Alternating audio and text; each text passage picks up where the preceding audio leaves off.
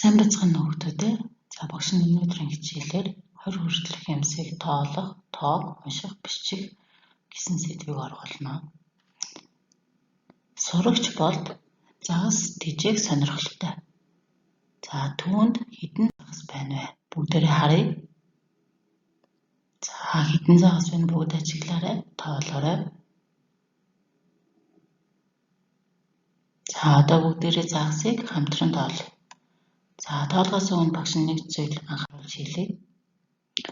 Багш нь нэг загсыг нэг төрсөөр илэрхийлэн тоолох болно. За бүгд хамтдаа тоолцгоё. 1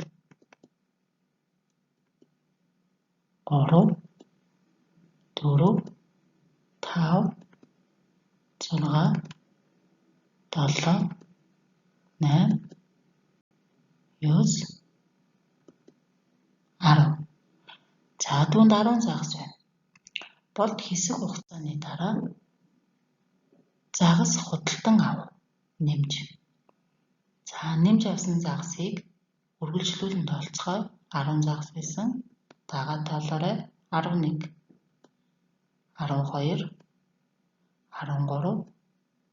14 15 16 17 18 19 20. За болд нийтдээ 20 загастай боллоо. За одоо бүгдээрээ болдын загас хэрхэн нэмэгдсэн, хэрхэн бичиж тэмдэглэх вэ, хэрхэн унших вэ гэдгийг одоо үздэцгээе. За ажиглаарай. Болдод 10 загас байсан. За нэг загасыг багш нь нэгж хэмээн тооллоо. За тэгэхээр шинэ үг хэллэг орж ирж байна. Нэгж дагаад хэлээрэй. Нэгж. За зүүн доод булан руу харъя. Аливаа нэг ширхэг зүйлийг нэгж хэмээн тоолдог байна. За тоолъё бүгдээрээ. Энэ дүрс маань өөрөө нэгж, 2 нэгж, 3 нэгж, 4 нэгж, 5 нэгж, 6 нэгж, 7 нэгж, 8 нэгж, 9 нэгж, 10 нэгж. За альва 10 ширхэг зүйл нь 10 нэгж болох ба 10 энэ гэж дэвтэр дээрээ бичнэ. За дахин тоолъё. 1 нэгж, 2 нэгж, 3 нэгж, 4 нэгж, 5 нэгж, 6 нэгж, 7 нэгж, 8 нэгж, 9 нэгж, 10 нэгж. За 10 нэгж нь нэг аралттай тэнцүү. За ахаа шинэ үг хэллэг орж ирж байна. Дагаад хэлээрэй. Нэг аралт. За 10 ширхэг зүйл нь 10 нэгж гэж түрүү утсан. За тэр 10 нэгж болохоор нэг аралттай тэнцүү. За үүнийг 1А гэж бич тэмдэглэнэ. За бидний саяны үзсэн нэг аралт. За үүнийг хороо ангийн үгснэгтэнд бичье. За хамгийн сүүлийн цифр байрлах орон нэгжийн орон. Түүний зүүн гар талд харавтын орон байрлана. За нэг аралт байгаа учраас харавтын оронд 1 гэж бичгэнэ. За бичье.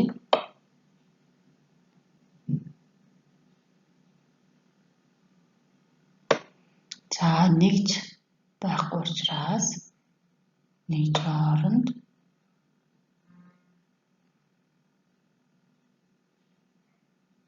тэг.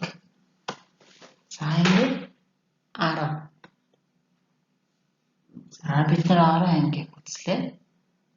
За дахин харъя. Бидний сая үзсэн нэг аралт сайн ажиглаарай. Нэгж нэмэгдлээ. За үүнийг бид нэг аралт нэгж гэх ба за орон ангийн үгснэгтэн дээр тэмдэглэе. Хэдний гэж байгаа илээ? Нэг гэж байгаа учраас нэгжийн орон дээр нэг. Нэг аргад байгаа учраас аргадын орон дээр нэг. За ингээд 11 гэдэг тоо үүсч байна. Дагаад хэлээрээ 11. За 11-ээ орны нэмэгдэхүүнээр задлахаар 10 дээр нэмэх нь 1. За мөн нэг аргад байна. За одоо бүгд дахин ажиллаарай. 1 нэгж, 2 нэгж, 3 нэгж нэмэгдлээ. За үүнийг бид нэг аргад 3 нэгж гэж уншина. За орон ангийн үснэгтэн дээр тэмдэглэе бүгдээрээ. 3 нэгж байгаа учраас нэгжийн оронд 3. За нэг аргад байгаа учраас аргадын орон 1. За ингээд 13 гэдэг тоо үүсч байна. Дагаад хэлээрээ 13. За орны нэмэгдэхүүнээр задлахаар 3 нэгж байсан учраас 3, 10 дээр нэмэх нь 3. За мөн нэг аргад. За хэдэн нэгж нэмэгдэх нь 1 нэгж, 2 нэгж, 3 нэгж, 4 нэгж, 5 нэгж, 6 нэгж, 7 нэгж, 8 нэгж. За үүнийг бид нэг аргад 8 нэгж гэж унших ба. За орон ангийн үснэгтнээр байрлуулъя. Хэдэн нэгж байгаа илээ? 8 нэгж байгаа учраас нэгжийн оронд 8. За нэг аргад байгаа учраас аргадын оронд 1. За ингээд 18 гэдэг тоо үүсч байна. Дагаад хэлээрээ 18. За орны нэмэгдэхүүнээр задлахаар 10 дээр нэмэх нь 8. За мөн ахад нэг аргад байна. За сайн ажиглаарай, тоолъё. 1 нэгж, 2 нэгж, 3 нэгж, 4 нэгж, 5 нэгж, 6 нэгж, 7 нэгж, 8 нэгж, 9 нэгж, 10 нэгж. За 10 нэгж нь нэг аргатай тэмцэх учраас энд 2 аргад байна. За орон анги дээр тэмдэглэе. Нэгжийн оронд тоо байхгүй учраас тэг.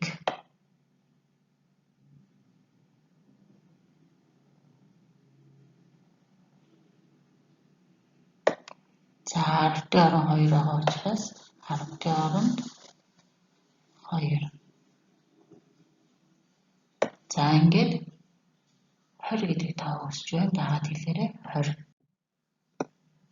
За орны нэмэгдэхүүнээр задлахаар нэгжийн оронд байх тоо байхгүй учраас тэг. Тэгээд 20 дээр нэмэх нь тэг. За саяны үндсэн тоонуудаа бүгдээрээ дэвтэрт бичиж. За бичихдээ 2 орондоо тоо учраас нэг цифрыг нэг нүдэнд бичиж. За 11-ээс эхлээд бичээ.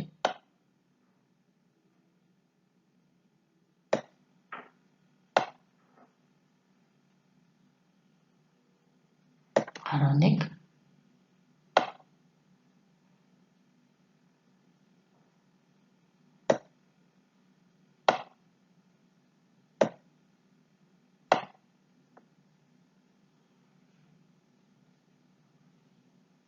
13.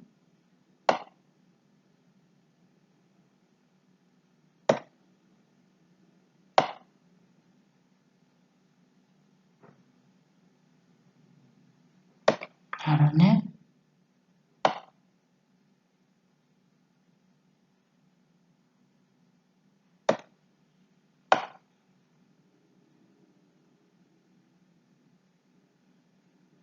20. За ингэж биш тэмдэглэх нь байна. За одоо бүгдээрээ дэвтрээ аваад дэвтэр дээрээ 11, 12, 13, 14, 15, 16, 17, 18, 19, 20 гэсэн тоонуудаар бичээрэй. За тэгээд мөн дүрсээр илэрхийлэн зураарай. За хүүхдүүд та бүхэн минь амжилтынхаа төлөө байнга гүйж тэмүүлж байгаарай. Амжилт хүсье. Баяртай.